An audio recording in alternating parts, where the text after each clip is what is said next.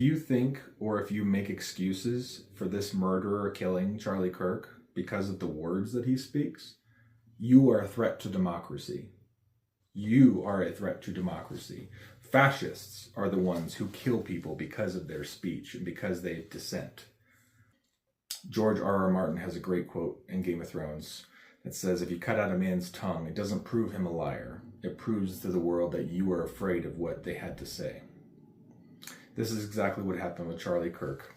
He was killed in a tent that said, prove me wrong. And they couldn't prove him wrong, so they killed him.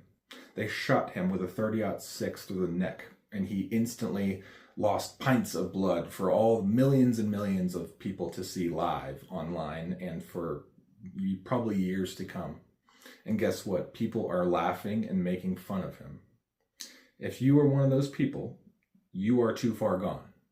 This is not a path forward. We cannot continue this way. And if you think that continually poking the bear and provoking the side that has 400 million guns and the majority of combat veterans on their side is going to end well for you, then you're sorely mistaken. This is only going to end in one way if you keep progressing in this manner, and if you think that this rhetoric is acceptable, or if you think that Charlie Kirk deserved it for what the words that were coming out of his mouth. The rhetoric that we're seeing online is extremely frightening. This is what happens when one side holds up people like Luigi as heroes, or the 13 people who ambushed ICE agents, and we really haven't heard a peep about that since. They had body armor and AR-15s, and they shot one ICE agent in the neck. And yeah, liberal media could care less about that. You know, this is what happens when you normalize and ignore these sorts of incidents.